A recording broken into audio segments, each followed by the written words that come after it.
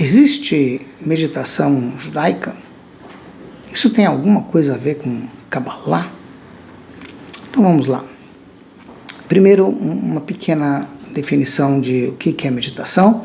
Meditação basicamente é o poder de se concentrar em algo profundamente. Focar de forma plena em alguma coisa. É meditar sobre tal e tal coisa. Muito bem. Meditação judaica existe? Isso tem alguma coisa a ver com Kabbalah. Então eu vou procurar dividir a questão em algumas partes. Primeiro, meditação judaica. Nós vamos encontrar de forma, eu diria, sutil, a ideia de meditar ao orar. Explico. No momento em que uma pessoa está falando com o Criador, na medida em que ela fala de forma espontânea, é difícil que ela deixe de se concentrar no que está falando. Por outro lado,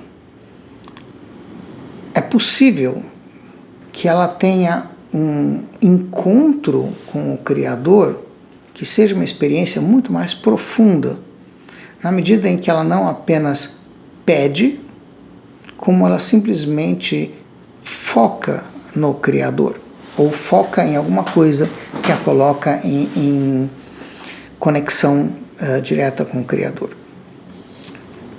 Eu não pretendo agora me prolongar em relação ao poder da oração. O que eu gostaria de deixar bem claro é de que existe um mandamento divino onde o Criador ele nos ordena a nos comunicar com Ele, pedir a Ele as nossas necessidades. Então, Ele abriu um canal que nos conecta com Ele. Não são as nossas palavras que têm o poder de chegar a Ele. É Ele que abriu um canal para que as nossas palavras cheguem a Ele e haja uma comunicação entre nós. O que vem a ser meditação judaica? Ou o que isso teria a ver com Kabbalah? Então, a ideia é de que nós temos uma série de mandamentos divinos que nos foram dados no Monte Sinai, há 3.330 e poucos anos atrás, no momento em que Deus fala os 10 mandamentos, e ali para frente, vários mandamentos divinos vão ser passados para o povo judeu. Um deles é a questão da oração, ou seja, a ideia de servir ao Criador. Então muita gente olha para o Criador como se ele fosse um caixa eletrônico. Ou seja, eu preciso de tal coisa, me dá. Eu preciso daquilo ali, me dá. E a ideia é de que ele está lá para servir a gente. E a Torá nos diz, não, nós estamos aqui para servir a Ele, para fazer aquilo que Ele nos ordena fazer. E é dessa forma que a gente serve a Ele, cumpre a sua vontade, fazendo os mandamentos que Ele nos deu. Entre esses mandamentos nós temos a oração, que ele chama de Avodá, e Avodá Shebalev, uma oração, é um serviço que a gente faz a Deus com o coração. Como é que eu posso servir a Deus com o coração? Nós temos um trecho da Torá muito claro que fala sobre isso. Shema Israel, ouça Israel, Hashem Elokeinu, Hashem Echad, Hashem nosso Deus, Hashem é um. E logo depois, Baruch Shem Kevod, enfim, e aí, Ve'ahavta, ama Hashem. E uma pergunta que não quer calar, você pode ordenar alguém a amar, a gostar de alguma coisa? Se você tem filhos pequenos, tenta dizer para eles, ame a cenoura. Vocês acham que eles vão comer a cenoura com amor, vão gostar de cenoura só porque você mandou? Então, por um lado, como é possível que o Criador ordene a gente a amá-lo? E a ideia é, como está na própria frase do Shema Israel, Shema não significa apenas ouça Israel, significa entenda. Ou seja, na medida em que a gente medita sobre a grandeza do Criador e a pequenez do ser humano, aos poucos a gente vai criando dentro de nós um amor, uma vontade de se conectar com aquele que nos dá vida. E quanto mais a gente conseguir se concentrar nessa ideia, maior será o amor que vai ser despertado através desta meditação. Então, originalmente, ou pelo menos no primeiro momento, a ideia de meditação é de conseguir se concentrar em ideias que levem a pessoa a ter um sentimento de amor e de respeito ao Criador, entre outras coisas.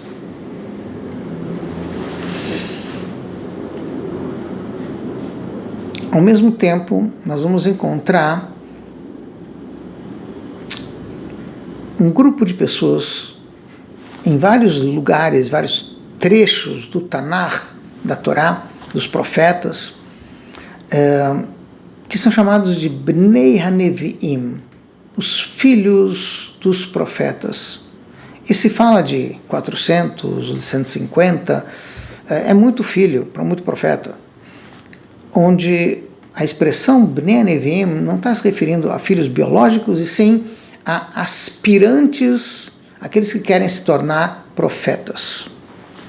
E esses estudantes que querem se tornar profetas, eles precisam meditar sobre temas profundos da Torá para conseguir se conectar mais com o Criador, abrir um canal para que eventualmente eles tenham o dom da profecia. Aqueles que merecerem terão o dom da profecia, e aí você vai encontrar então essas escolas de profetas, esses aspirantes de profecia, usando técnicas de meditação para poder se concentrar em textos da Torá, em orações, com as quais eles vão abrir um canal para ter uma conexão mais profunda com o Criador. O que hoje chama-se de Kabbalah, na verdade, como foi explicado algumas vezes, e vai ser explicado ainda várias vezes, Kabbalah é simplesmente um dos níveis de entendimento da Torá. Ou seja, não tem como separar Kabbalah de Torá. Kabbalah é a parte mais profunda da Torá. E através da meditação, de focar em trechos ou temas mais profundos da Torá, esses aspirantes à profecia eventualmente chegavam a níveis de consciência mais elevados. Esses níveis de consciência podem ser usados para uma simples oração, na qual a pessoa atinge um certo nível de êxtase e ela consegue sentir um amor e um temor mais profundo ao Criador durante a oração. Para isso é preciso de uma certa preparação. Esse é um dos motivos pelos quais Hassidim estudam Hassidut antes das orações, ou seja, a ideia é de que ao se aprofundar num texto mais espiritual, você ganha uma certa dimensão, uma certa apreciação da espiritualidade e a tua conexão com o Criador se torna uma experiência mais profunda. E existe também a ideia de uma pessoa literalmente viajar numa meditação, num texto mais profundo ou cabalístico, e ter uma experiência espiritual muito profunda, próxima da profecia. Nós vamos encontrar um trecho do Talmud, onde 4 sábios passam por essa experiência, Arba Nechnesu Lepardes, mas foi uma experiência tão profunda que afetou literalmente 3 desses sábios, a ponto de um deles entrar em êxtase e simplesmente a alma abandonar o corpo, o outro perdeu a sanidade mental, e um terceiro perdeu a conexão dele com o Criador. Enfim, e só Rabi Akiva conseguiu ter a meditação correta e profunda, daí porque é importante você ter um instrutor para fazer esse tipo de exercício e não fazer sozinho, corre o risco de ter consequências não muito agradáveis. Enfim, Rabi Akiva, Nechnas Beshalom, Yatzav Beshalom, ele entrou em paz nessa experiência e saiu em paz dessa experiência. O que significa isso? Para poder se concentrar em alguma coisa, a pessoa precisa tirar as perturbações, as distrações que sua mente produz no dia a dia. Então, existe um exercício prévio de acalmar a mente antes da pessoa poder fazer a meditação. Esse exercício de acalmar a mente, o Rebbe de Lubavitch chamou de kosher meditation, meditação kasher.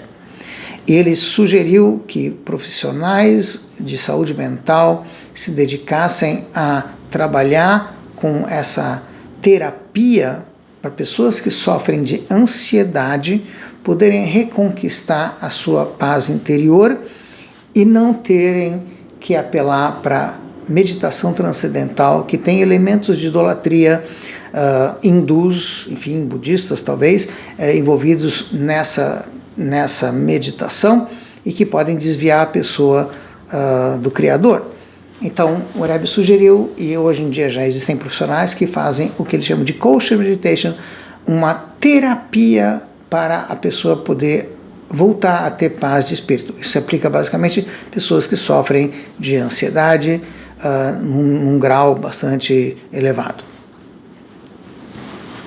Por outro lado, aqueles que estudam Kabbalah, eles simplesmente vão ter um conhecimento de Kabbalah, não uma experiência mística. Para ter essa experiência mística, é preciso que a pessoa medite sobre temas mais profundos.